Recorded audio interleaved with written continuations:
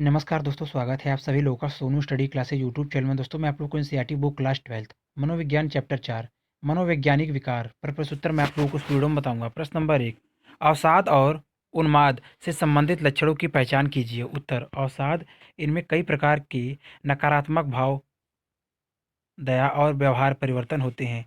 इनके लक्षणों में अधिकांश गतिविधियों में रुचि या आनंद नहीं रह जाता है। साथ ही अन्य लक्षण भी हो सकते हैं, जैसे शरीर के भार में परिवर्तन, लगातार निद्रा से संबंधित समस्याएं, थकान, स्पष्ट रूप से चिंतन करने में असमर्थता, क्षोभ, बहुत धीरे धीरे कार्य करने तथा मृत्यु और आत्महत्या के विचारों का आना, अत्यधिक दोष या निकम्मेपन की भावना का होना।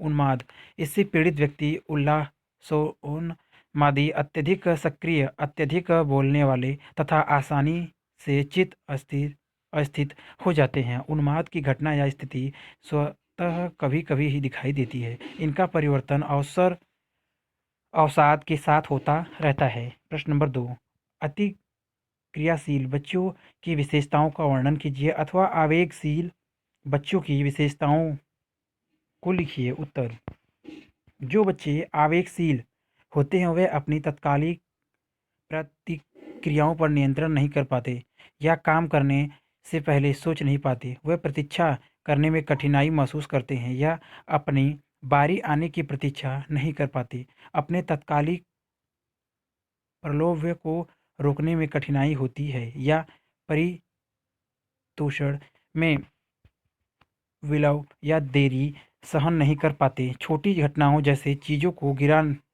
देना काफ़ी सामान्य बात है, जबकि इससे अधिक गंभीर दुर्घटनाएं और चोटें भी लग सकती हैं। अतिक्रिया के भी कई रूप होते हैं। एचडीएलडी वाले बच्चे हमेशा कुछ न कुछ करते रहते हैं। इस पाठ के समय स्थिति या शांत बैठे रहना उसके लिए बहुत कठिन होता है। बच्चा चुलबुला हट कर सकता है, उपद्रव कर सकता है, कमरे में ऊपर चढ़ सकता है या यूं ही कमरों में निरुद्देश दौड़ सकता है। माता-पिता और अध्यापक ऐसे बच्चों के बारे में कहते हैं कि उनके पैर में चक्की लगी है, जो हमेशा चलता रहता है और लगातार बातें करता रहता है। लड़कियों की तुलना में लड़कों में यह 4 गुना अधिक पाया जाता है। प्रश्न नंबर 3, मादक द्रव्यों के दुरुपयोग तथा निर्भरता से आप क्या समझते हैं? उत्तर, मादक द्रव्य दुरुपयोग के बार घटित होने वाले प्रतिकूल या हानिकारक परिणाम होते हैं जो मादक द्रव्यों के सेवन से संबंधित होते हैं। जो लोग नियमित रूप से मादक द्रव्यों का सेवन करते हैं उनके पारिवारिक और सामाजिक संबंध बिगड़ जाते हैं। यह कार्य स्थान पर ठीक से निष्पादन नहीं कर पाते तथा दूसरे के लिए शारीरिक खतरा उत्पन्न करते हैं। मादक द्रव्य निर्भरता में जिस मादक द्रव्य का व्यसन होता है उसके सेवन के लिए तीव्र इच्छा जागृत होती है। व्यक्ति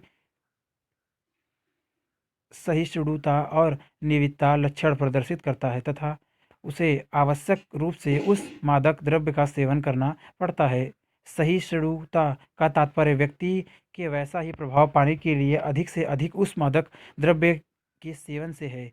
विनिर्वत का तात्पर्य मन प्रभावी मादक द्रव्य का सेवन बंद या कम कर देता है। मन प्रभावी मादक द्रव्य वे मादक द्रव्य है जिनमें इसकी इतनी क्षमता होती है। प्रश्न नंबर 4, क्या विकृत शरीर प्रतिमा भोजन विकार को जन्म दे सकती है?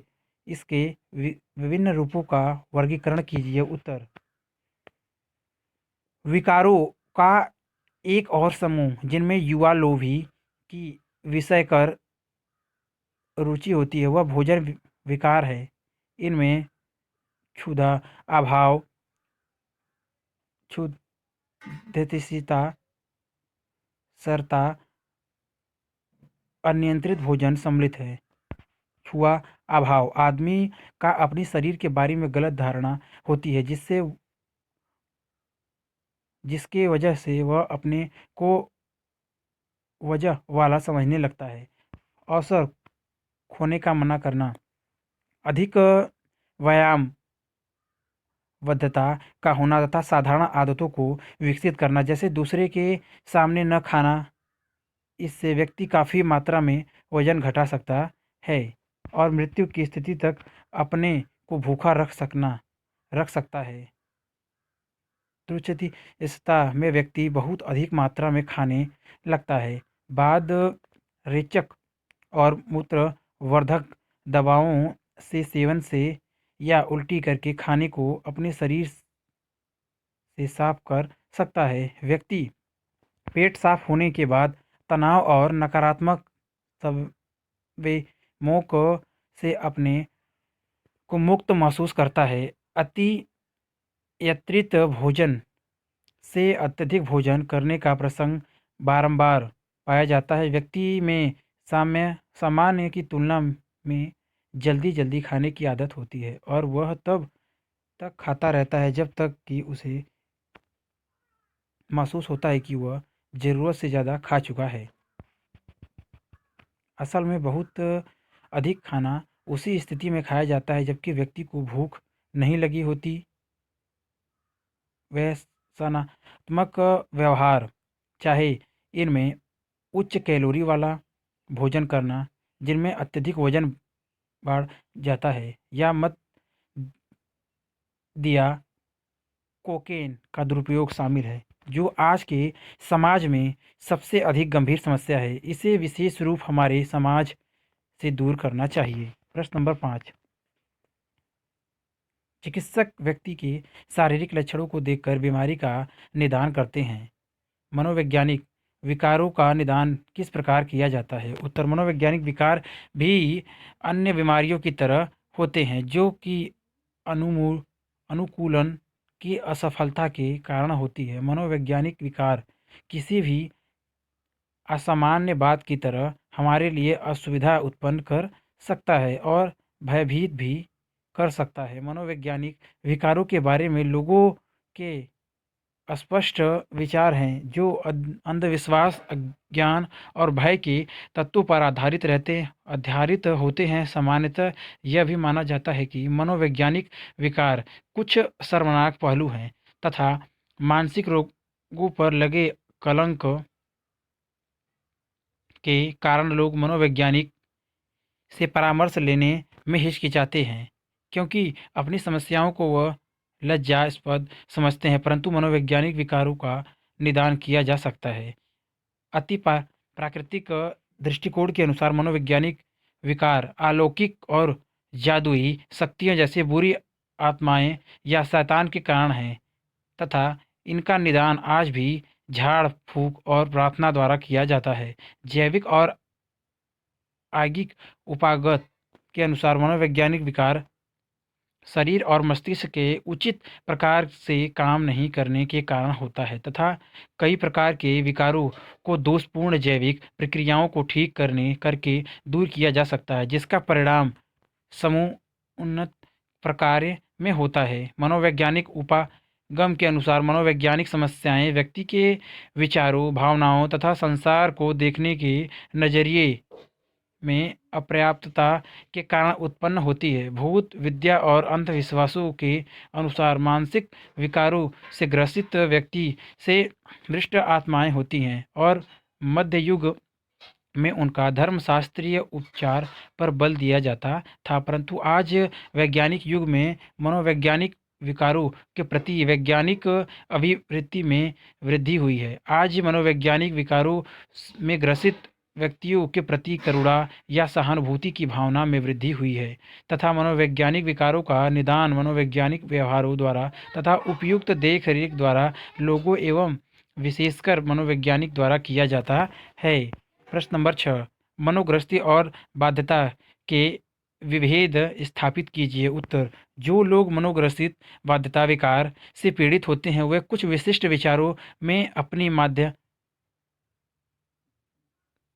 ध्यान मग्नता को नियंत्रित करने में असमर्थ होते हैं या अपने आप को बार बार कोई विशेष क्रिया करने से रोक नहीं पाते हैं, यहाँ तक कि वे अपनी सामान्य गतिविधियों में भी बाधा पहुँचाते हैं। किसी विशेष विचार या विषय पर चिंतन को रोक पाने की असमर्थता मनोग्रस्ती व्यवहार कहलाता है। इससे ग्रसित व्यक्ति अपने विचारों को अप्रिय और शर्मनाक समझता है। किसी व्यवहार को बार बार करने की आवश्यकता बाध्यता व्यवहार कहलाता है। कई तरह की बाध्यता में गिनता, आदेश, जांचना, छूना और धोना सम्मिलित होता है। प्रश्न नंबर 7, क्या विसामान्य व्यवहार का एक दीर्घकालीन प्रतिरूप असामान्य समझा जा सकता है? इसकी व्याख्या कीजिए।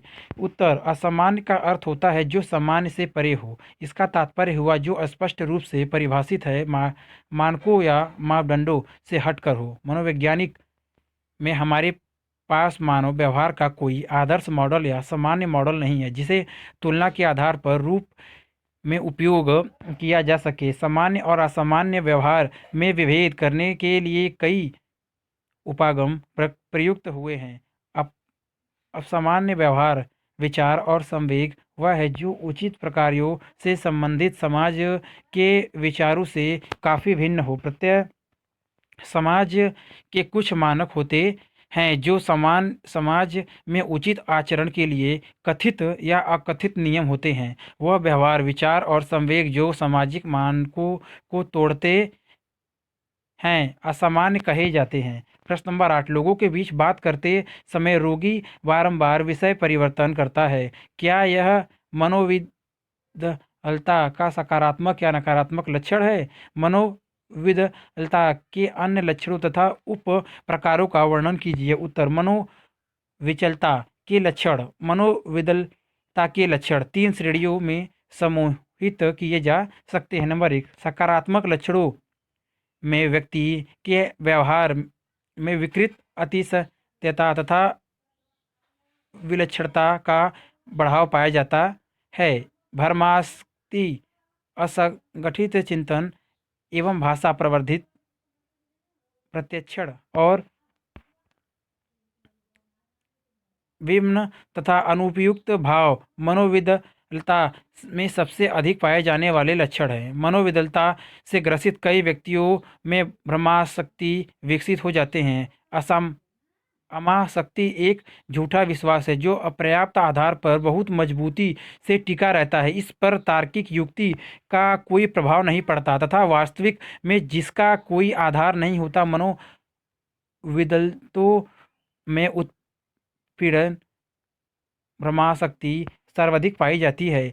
इस तरह के भ्रमाशक्ति से ग्रसित लोग यह विश्वास करते हैं कि लोग उनके विरुद्ध षड्यंत्र कर रहे हैं, उनकी जासूसी कर रहे हैं, उनकी मिथ्या निंदा की जा रही है, उन्हें धमकी दी जा रही है, उन पर आक्रमण हो रहे हैं या उन्हें जानबूझकर उत्पीड़ित किया जा रहा है। मनोविदलता से ग्रसित लोगों में संदर्भ अमाशक्ति भी हो सकती है जिससे वे दूसरे के कार्यों या वस्तुओं को घटाने के प्रति विशेष और व्यक्तिगत अर्थ जोड़ देते हैं। अंत यह मान्यता भ्रमाशक्ति में व्यक्ति अपने आप को बहुत सारी विशेष शक्तियों से संपन्न मानता है तथा नियंत्रण भ्रमाशक्ति में वे मानते हैं कि उनके विचार, भावनाएं और क्रियाएं दूसरों के द्वारा नियंत्रित की जा रहे हैं। मनोविदलता में व्यक्ति तर्कपूर्ण ढंग से सोच नहीं सकते तथा विचित्र प्रकार से बोलते हैं। यह औपचारिक चिंतन विकार उनके संप्रेषण को और कठिन बना देता है। उदाहरण: एक विषय से दूसरे पर तेजी से बदलना जो चिंतन की सामान्य संरचना को गड़बड़ कर देता है और यह तर्कहीन लगने लगता है। विषय के साहचर्य को खोना, विषय अपकथन, नए शब्दों या मुहावरों की खोज करना, नए शब्द निर्माण और एक ही विचार का अनुपयुक्त तरह से बार बार दोहराना, सतनन मनोविदलता रोगी को विभ्रांति हो सकती है अर्थात बिना किसी बाह्य उद्दीपक के प्रत्यक्षण करना। मनोविदलता में श्रवण भ्रांति, सबसे ज़्यादा पाए जाते हैं। रोगी ऐसी आवाज़ें या ध्वनि सुनते हैं जो सीधे रोगी से शब्द, मुहावरे और वाक्य बोलते हैं या आपस में रोगी से संबंधित बातें करते हैं। इस विभ्रांतियों में अन्य ज्ञानेंद्रियाँ भी शामिल हो सकती हैं, जिसमें स्पर्शी विभ्रांति, दैहिक विभ्रांति, शरीर के अंदर कुछ घटित होना जैसे पेट में सौंफ का रेंगना इत्यादि। दृष्ट विभ्रांति जैसे लोगों या वस्तुओं की सुस्पष्ट दृष्टि या रंग का अस्पष्ट अप्रत्यक्षण। रसवेदी विभ्रांति अर्थात खाने और पाने की वस्तुओं को विचित्र स्वाद अथवा घृणा। विभ्रांति धुएं एवं जहर की गंध प्रमुख है। मनोविकलता के रोगी अनुपयुक्त भाव की प्रदर्शन करते हैं अर्थात ऐसे संवेग जो स्थिति के अनुरूप न हो। नंबर 2, नकारात्मक लक्षण विकट न्यूनता होते हैं, जिनमें वक्र, अयोग्यता, विसंगत एवं कुठित भाव, इच्छा शक्ति का हास्य और सामाजिक वितीव्रता सम्मिलित होते हैं। मनोविकलता के रोगियों में आलोगिया का आलोगिया या वक्र अयोग्यता पाई जाती है, जिसमें भाषण, विषय तथा बोलने में कमी पाई जाती है। मनोविकलता के कई रोगी दूसरे अधिकांश लोगों की तुलना में कम क्रोध, उदासी, खुशी तथा अन्य भावनाएं प्रदर्शित करते हैं, इसलिए इनके विसंगत भाव होते हैं। कुछ रोगी किसी प्रकार का संवेग प्रदर्शित नहीं करते, जिससे कठिन भाव की स्थिति कहते हैं। नंबर 3, मन चलित्र चलित लक्षण। मनोविकलता के रोगी मन चलित लक्षण भी प्रदर्शित करते हैं। वह अस्वाभाविक रूप से चलते तथा विचित्र मुख विकृतियां एवं मुद्राएं प्रदर्शित करते हैं। यह लक्षण अपनी चरम सीमा को प्राप्त कर सकते हैं, जिसे कटोनिया कहते हैं। केटाटॉनिक जड़िमा की अवस्था में लंबे समय तक रोगी गतिहीन और चुप रहता है। प्रश्न नंबर 9, विच्छेदन से आप क्या समझते हैं? इसके विभिन्न रूपों का वर्णन कीजिए। उत्तर, विचारों और संवेगों के बीच संयोग को का हो जाना ही विक्षेपण कहलाता है। विक्षेपण में अवास्तविकता की भावना, मन मुटाव या विरक्ति, व्यक्तित्व लोप और कभी-कभी आस्तिमा लोप या परिवर्तन भी पाया जाता है। चेतना में अचानक और अस्थायी परिवर्तन जो कष्टकर अनुभवों को रोक देता है। विच्छेदी विकार की मुख्य विशेषता होती है। विच्छेद के विभिन्न रूप इस प्रकार से हैं। नंबर 1, विच्छेदी स्मृति लोप में अत्यधिक किंतु चयनात्मक स्मृति भ्रंश होता है, जिसका कोई ज्ञान आगिक कारण जैसे सिर में चोट लगना नहीं होता है। कुछ लोग को अपने अतीत के बारे में कुछ भी याद नहीं रहता है। दूसरे लोग कुछ विशिष्ट घटनाएं, लोग, स्थान या वस्तु याद नहीं कर पाते, जबकि दूसरी घटनाओं के लिए उनकी स्मृति बिल्कुल ठीक होती है। यह विकार अवसर अत्यधिक दबाव में संबंधित होता है। नंबर 2, विच्छेदी आत्मविस्मृति का एक आवश्यक लक्षण है घर और कार्य स्थान से अप्रत्याशित यात्रा, एक नई पहचान की अवधारणा तथा पुरानी पहचान को याद न कर पाना। आत्मविस्मृति सामान्य समाप्त हो जाती है जब व्यक्ति अचानक जागता है और विस्मृति की अवधि में जो कुछ घटित हुआ उसकी कोई स्मृति नहीं रहती। नंबर 3, विच्छेदी पहचान विकार को अवसर बहु व्यक्तित्व वाला कहा जाता है। यह सभी विच्छेदी विकारों से सबसे अधिक नाटकीय होती है। अक्सर यह बाल्यावस्था में अभिघातज अनुभवों से संबंधित से होता है। इस विकार में व्यक्ति प्रत्यावर्ती व्यक्तियों की कल्पना करता है जो आपस में एक दूसरे के प्रति जानकारी रख सकते हैं या नहीं रख सकते।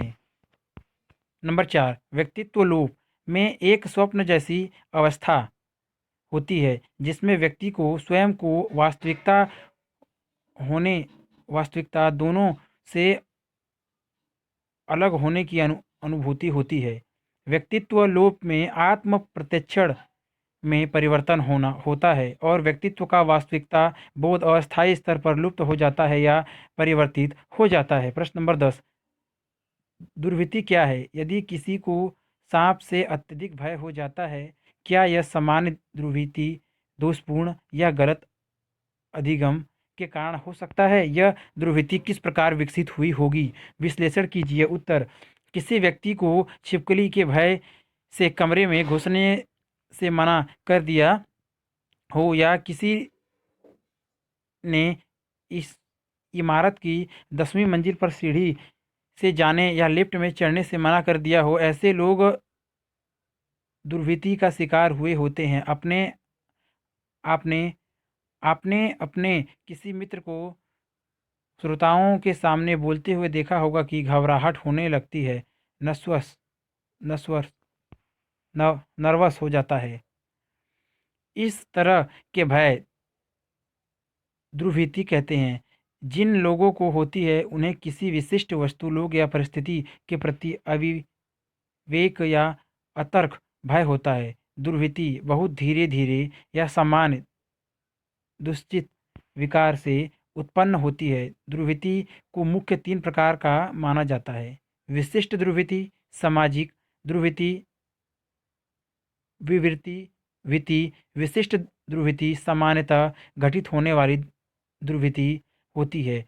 इसमें अविवेकी या अतर्क भरा, जैसे किसी विशिष्ट प्रकार के जानवर के प्रति तीव्र या भय का होना या किसी बंद जगह में होने के भय का होना सम्मिलित होते हैं। दूसरे बर्ताव करते समय तीव्र और अक्षम करने वाला भय तथा उलझन अनुभव करना सामाजिक दुश्चित चिकार का लक्षण है। सामान्यतः ऐसा कहा जा सकता है, बार बार डराए जाने या किसी घटना का दिमाग पर गहरा असर हो जाने पर हुआ होगा, जिससे आगे चलकर यह देखा जाने लगा और मनोवैज्ञानिक इसे समझने का प्रयास करने लगे। प्रश्न नंबर 11, दुश्चिता को पेट में तितलियों का होना जैसी अनुभूति कहाँ कहाँ कहा जाता है? किस अवस्था में दुश्चिता विकार का रूप ले लेती है? इसके प्रकारों का वर्णन कीजिए। उत्तर: हमें दुश्चिता का अनुभव तब होता है जब हम किसी परीक्षा की प्रतीक्षा कर रहे होते हैं या किसी दंत चिकित्सक के पास जाना होता है या कोई एकल प्रदर्शन प्रस्तुत करना होता है। यह सामान्य है, जिसकी हमने प्रत्याशा की जाती है, यहाँ तक कि इसमें अपना कार्य अच्छी तरह करने की अभिप्रेरणा भी मिलती है। इसके विपरीत जब उच्च स्तरीय दुश्चिता जो कष्टप्रद होती है और तथा हमारे सामान्य क्रियाकलापों में बाधा पहुंचती है, तब यह मनोवैज्ञानिक विकारों की सबसे सामान्य श्रेणी दुश्चिता विकार की उपस्थिति को संकेत है। प्रत्येक व्यक्ति को आकुलता और भय होते हैं। सामान्यतः दुश्चिता शब्द को भय और आशंका की विस्तृत, स्पष्ट और अप्रीतिकर भावना के रूप में परिभाषित किया जाता है। दुश्चिंतित व्यक्ति में निम्न लक्षणों का सम्मिलित रूप रहता है: यथा हृदय गति से तेज होना, सांस की कमी होना, दस्त होना, भूख न लगना, बेहोशी, घूमनी या चक्कर आना, पसीना आना, निद्रा की कमी, बार बार मूत्र त्याग करना तथा कपकपी आना।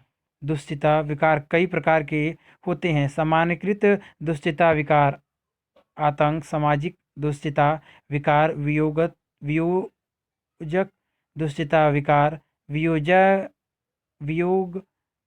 वियोगज दुश्चिता विकार आदि।